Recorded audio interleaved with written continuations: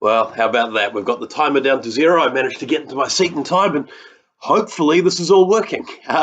If it's not, then I guess I'm probably going to get a text message at some point saying nothing's going on. But we'll give it a try. Good morning, Soul Church, and anyone else who happens to be watching. It's wonderful to be here with you this morning, although, again, not actually with you.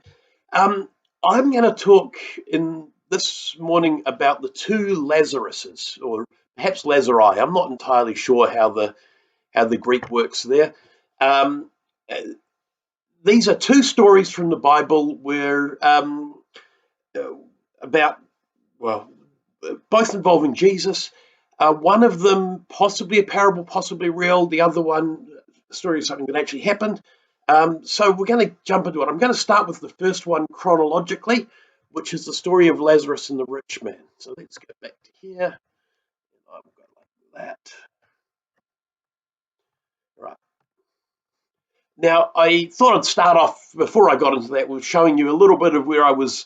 I go out and have a bit of a pray and a bit of a prepare before I do a message, and I was wandering along the beach. What that photo doesn't show you is just how bitterly cold it was. You can sort of see the angle that all of the grasses are on. That there was a biting wind blowing, but it's still a stunning place. That was the St Kilda beach, just near where I live, and I thought I'd show you that as a little starter. Right, I'm going to jump straight into it. Um, First of all, we start off with setting the scene. Jesus tells a story. There was a certain rich man who was clothed in purple and fine linen and fed sumptuously every day. But there was a certain beggar named Lazarus, full of sores, who was laid at his gate, desiring to be fed with the crumbs which fell from the rich man's table. Moreover, the dogs came and licked his sores. So it was that the beggar died and was carried by angels to Abraham's bosom. The rich man also died and was buried. And being in torment in Hades, he lifted up his eyes and saw Abraham afar off and Lazarus in his bosom. Now, I want to just stop and talk about something here because um, I've seen some commentary on this thing saying, oh, well, it's because he was rich and lived a good life that he went to hell. And it's like, well, Abraham was rich and he lived a full life. That's not a reason for going to hell. Perhaps if the money had him rather than him having the money, that's a problem. But I think we're going to see a little bit as we read on here what the issue was in his heart, or perhaps some of it, and where the difference is. So I don't think the fact that he's rich is the reason that he's in hell. Um, yeah, or Hades, depending on your translation. Let's go verse 24 and 26. Then he cried and said, Father Abraham, have mercy on me and send Lazarus that he may dip the tip of his finger in water and cool my tongue, for I am tormented in this flame. But oh, I've got a message coming through. Just make sure this is actually working. All right.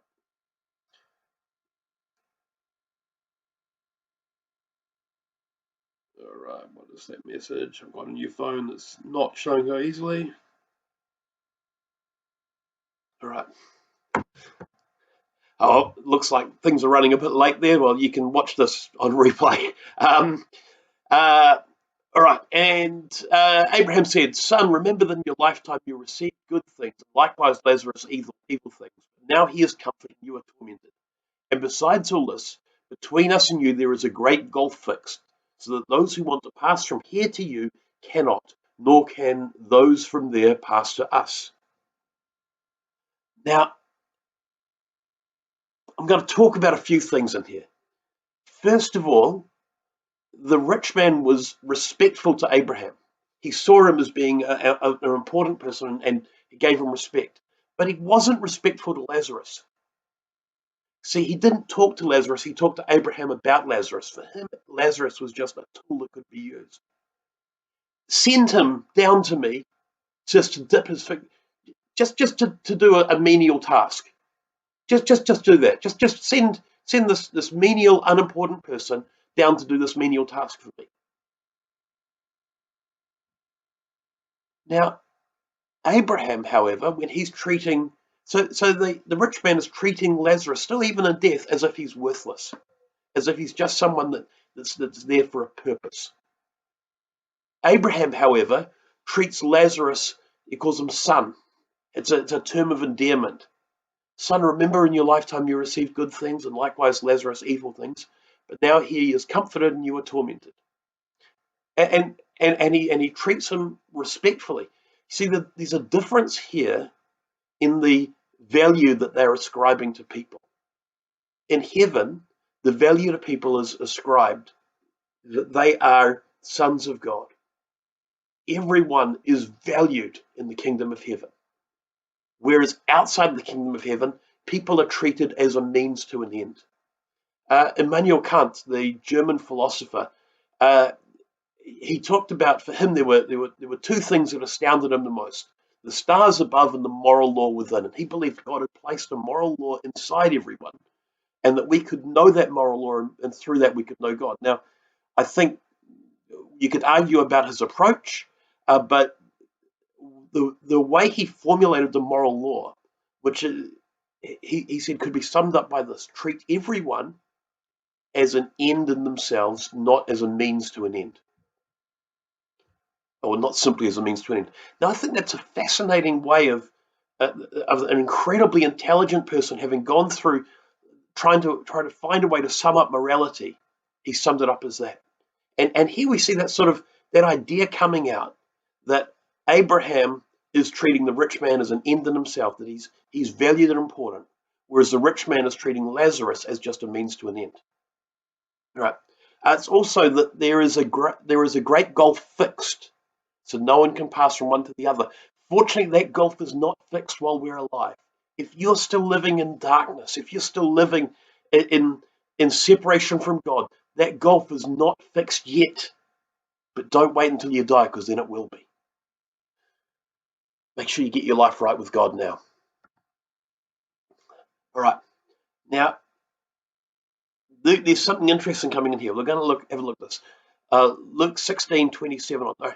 Then he said, I beg you, therefore, Father, that you would send them to my father's house, for I have 5 brothers, that he may testify to them, lest they also come to this place of torment.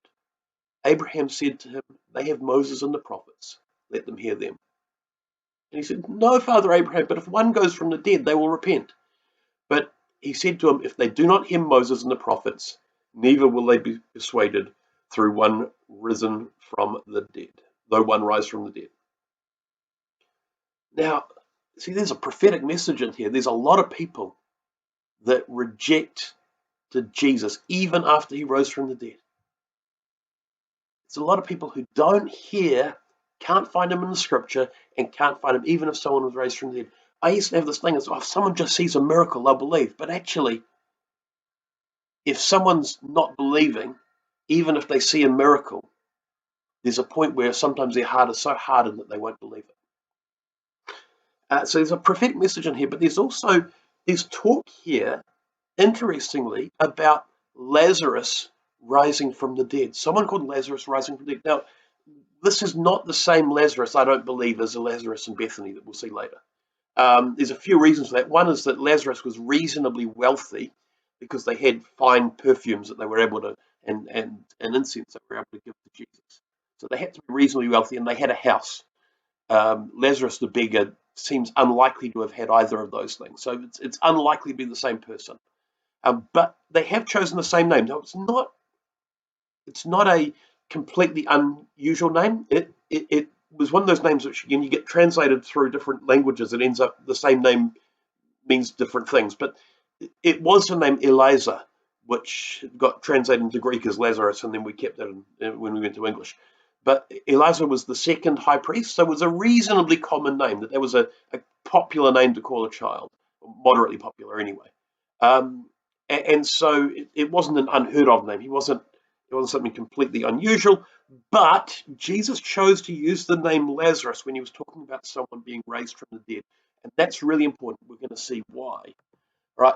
Now, the next one I'm doing is from the book of John. And I just thought I'd put this nice little picture up here. This is from the island of Patmos. Up in the top sort of middle, you can see the monastery of the Apocalypse, or the cave of the Apocalypse. And that's where John had the revelation. It's kind of cool. I haven't really been anywhere else and that's featured in the Bible, so I have that photo, and I just found it the other day, and so I thought I'll put that up there. Interestingly, in Patmos, there is like more churches, I think, than people. Roughly the same number of churches as there are people. And the reason is because it's at the end of a really rough stretch of water, and lots of sailors would be thinking they were going to die because of the rough water and the storm that was happening. And so they pray, God, if you save us, the first place we land, we'll build a church. And there are hundreds of churches on the island that often just the size of a room, little chapels with little sort of icons that are built by the sailors as they landed on the land and made good on their promise, which I think good on them. It's a silly promise to make, but if you're going to make it, you may as well make good on it. Looking at the other Lazarus, and this is where we really see Jesus' prophetic ministry. This is like Jesus' prophetic ministry coming to a head in some ways as the death of Lazarus. We're going to see all this prophetic stuff in here. Now, a certain man was sick, Lazarus of Bethany, in the town of Lazarus of Bethany, the town of Mary and her sister Martha. It was that Mary who anointed the Lord with fragrant oil and wiped his feet with her hair, whose brother Lazarus was sick. So we're getting the picture. This is a reasonably wealthy Lazarus who's known to Jesus. Therefore the sisters sent to him, saying, Lord, behold, he whom you love is sick. When Jesus heard that, he said, This sickness is not unto death, but for the glory of God, so that the Son of God may be glorified through it. Now I'm going to pause here. Does this mean that God created the sickness, that God made Lazarus sick? I honestly don't know. It seems unlikely to me because that's not in the nature of God. But certainly God was prepared to use it. And an important question when something bad happens is, what is God going to teach me through this that he couldn't teach me if this didn't happen? And so there's something here. This sickness is not unto death, which is interesting because we know Lazarus dies, but for the glory of God, that the Son of God may be glorified through it.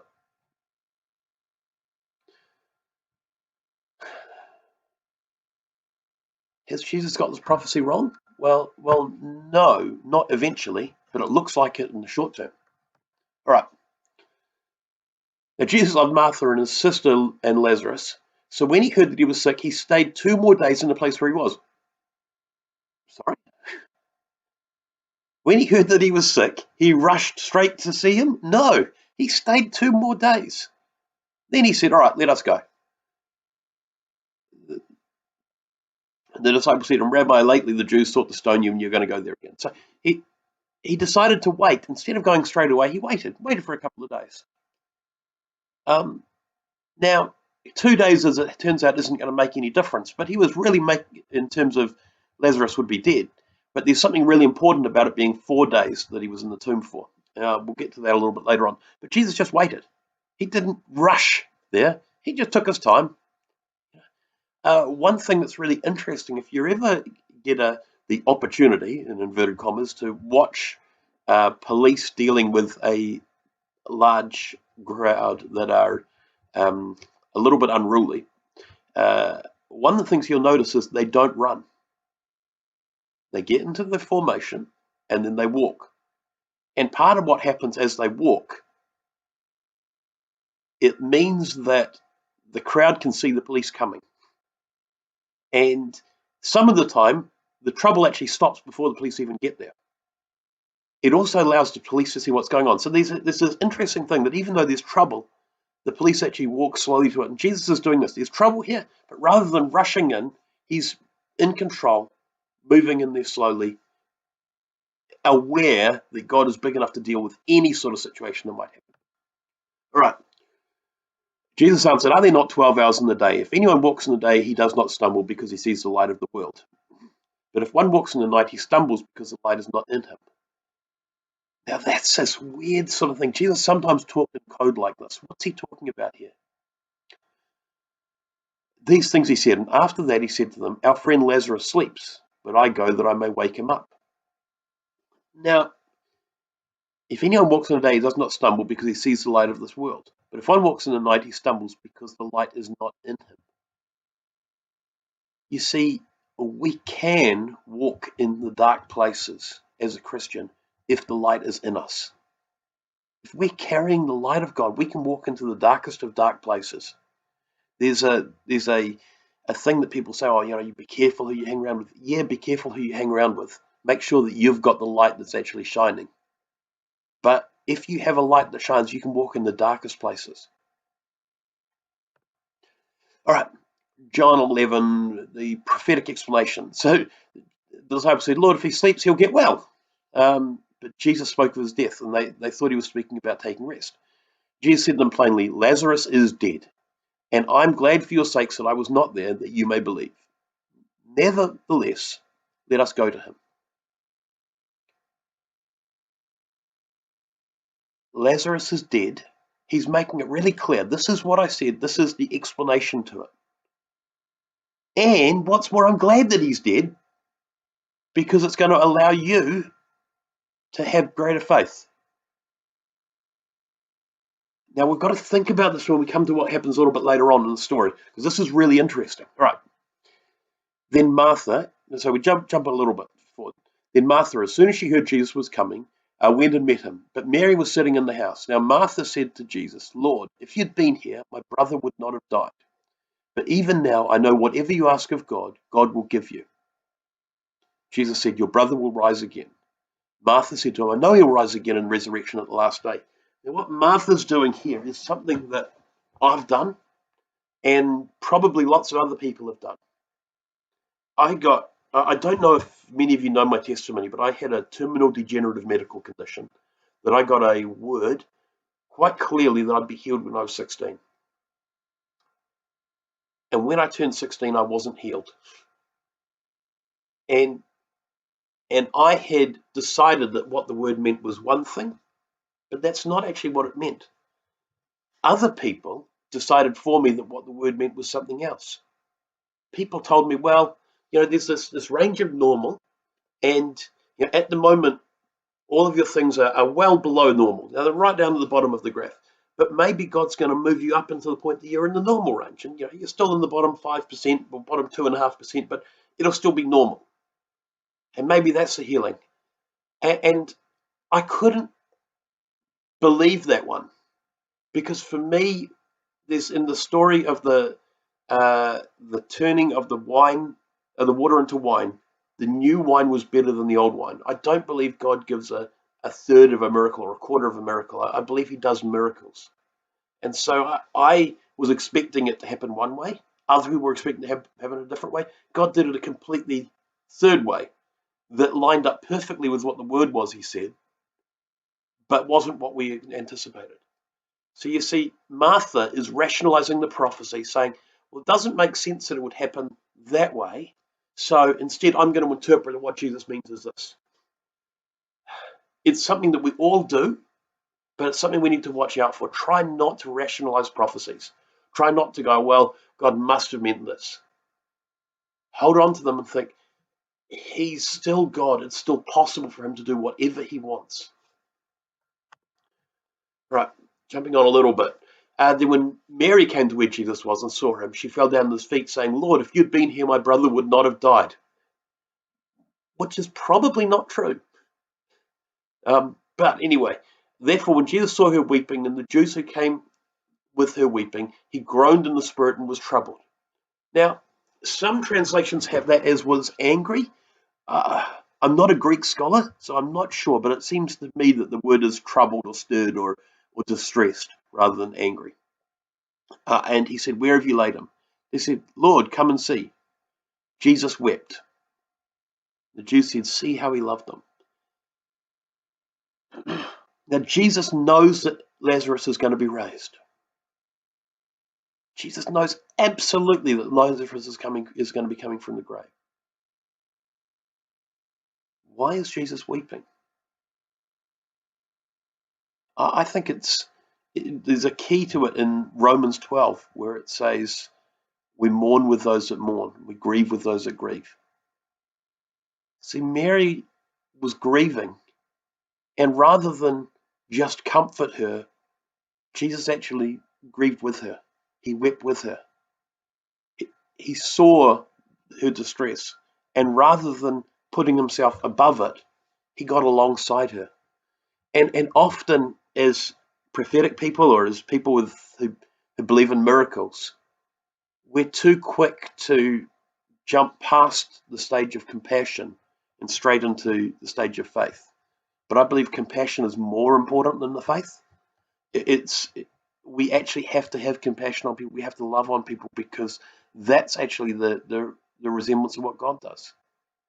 It says in either First Corinthians or Second Corinthians, I think it's Second Corinthians, that Paul encourages us to take comfort in the Lord, and that in that then we'd be able to comfort others. So we've got a bit of a situation that's happening in our family at the moment where my youngest, my son James, has been diagnosed recently with autism. Now, autism is one of those things which it can be, is sort of the one extreme, which is the Dan Aykroyd, Greta Thunberg, Albert Einstein sort of end of autism being just a different way of the brain working and still being incredibly active and capable and not really having any disability or any problems caused by it, but it's just the way that their brain works, through to the other end, which is perhaps the Sheldon Cooper or the Rain Man end, more where people that really just can't function in society. And we don't know yet where James is going to end up, what sort of place he's going to be, but it is a life sentence. It means that for the rest of his life, perhaps if they'd been called Einstein syndrome rather than autism, there'd be less of a stigma, but there is a stigma. And, when we've told a couple of people about it, they've said, oh, well, we've got a friend who she's autistic, and while she lives in a rest home and has to be supported, she's able to live a reasonable life, and she is able to work at a florist cleaning the floors, and it's not really what the life is that I have in mind for my son. But I know that the first thing that Christ did with that is there's some grief there, is he grieves with us, and then he comforts us. It doesn't start with the comfort, it starts with the grieving, then comes the comfort. And so we're working through that at the moment, and we probably will be for years, maybe decades, as to exactly what it means and how this boy who's so incredibly good at some things and so incredibly bad at others, how this is all going to play out and what the purpose is that God's got in that. But we have to ask, what's God using? What's God able to teach us through this that he wouldn't be able to teach us otherwise? What are the things that through this situation that we need to learn, and that he's able to teach us and actually make the most of this? So there's part of it is actually being prepared to grieve. Jesus didn't say, I'm a man of faith, I'm not going to weep. He was prepared to grieve, but then he also knew what was coming next. All right. And Jesus, again groaning in himself, came to the tomb. It was a cave, and a stone laid against it. Jesus said, take away the stone. Now, interestingly, where they think Bethany is an area where there's a whole lot of caves, so that kind of makes sense. Martha, the sister of him who was dead, said, Lord, by this time there's a stench, for he's been dead 4 days.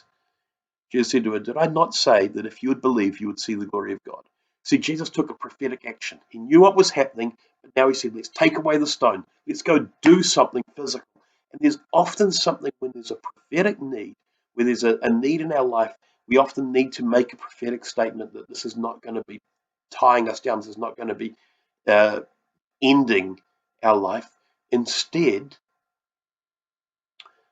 I'm going to make a statement and I'm going to do something to say that I believe God's in control. Here it was taking away the stone. All right. Now Jesus stands outside and cries with a loud voice, Lazarus, come forth. And he who had died came out, bound hand and foot with grave clothes, and his face was wrapped with a cloth. Jesus said to him, loose him and let him go. Oh, I love that. Loose him, let him go. You see, there were two things that happened here for Lazarus. One, he was raised from the dead. If you like, that's the type of the evangelism. Someone gets raised from the dead, and then the grave clothes were removed. You see, the miracle happened, but he was still dressed in grave clothes. He needed to be untied, unwrapped up, get rid of all those things that bound him up, and be released into the freedom that he had through what the miracle was that Christ had done. So that right there is a real type of what's happening for us, that we get saved. We are now alive where we were dead. There's something inside us that was dead is now alive. And that life, if you feel like you're dead inside, there's life available for you. But after that, there's also the grave clothes that have to be removed. There's the things that bound us up. We need to get rid of those things.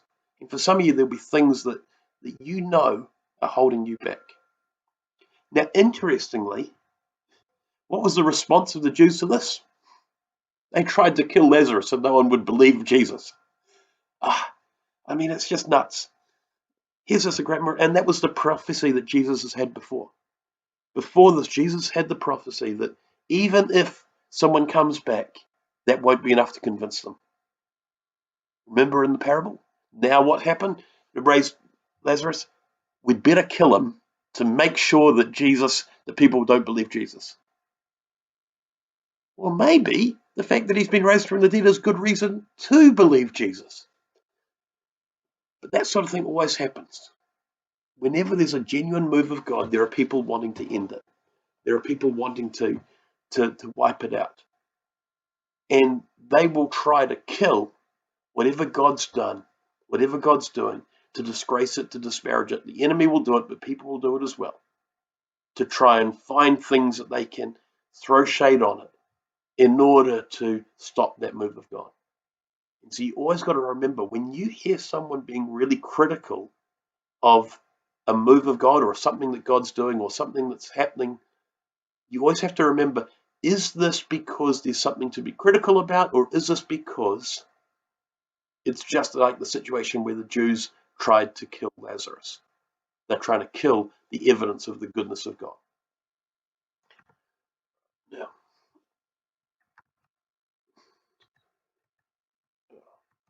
how do I do this? There we go. All right, back on the main screen. So that's I guess the message that I've got for today. It's not a super long one, but I think as we read through this, we'll see that there are some things in here that could have spoken to a whole lot of people. Maybe you're like me and there's a situation where you're grieving and you need to let the Lord grieve with you and then allow him to bring his comfort. Perhaps you're in a situation where you feel like you're dead on the inside and you need that new life. If you're in that situation, I'd love to pray with you. And I'm going to pray a prayer afterwards. I'd love you to join in with that. Perhaps you say, look, I've got this new life, but I feel like I'm still bound up in the grave clothes. And so for you, perhaps the opportunity is we're going to take some communion soon, and we'll do that. I will do that off camera. I haven't got the communion with me today. We're going to it's a good chance to take some communion, and when you do that, to say, Lord, I want to wipe away some of the stuff. I want some strength to take off these grave clothes. Now, perhaps you're a prophetic person, and some of what you heard in this message, you're hearing about this time that Jesus was speaking prophetically. First of all, vaguely, then more specifically, then in a way that needed to be rationalized, but then he followed through, took a prophetic action, and then commanded a change. Maybe there's a situation in your life where you need to do one of those things. So as we take the communion, those are the things I want you to be asking God for. What's the bread for you? Is the bread the help to grieve and bring comfort? Is the bread for you the strength to throw off the grave clothes? Is the bread for you the understanding of where you are in the prophetic journey in a situation? The bread could be anything for any of you.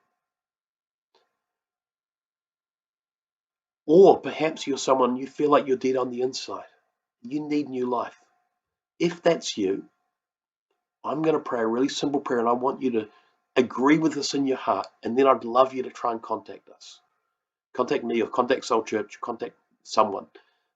Someone who led you to see this stream, someone who's a Christian and loves God. Here's the prayer I want to pray. Jesus, I've messed up in my life and I feel like I'm dead on the inside. I ask right now that you would call out to me and bring me back to life. I want to follow you and I want to experience that new life in you. Amen. That's it. If you've prayed that prayer and that was something that was significant and meaningful to you, then I honestly believe that that new life is available for you right now.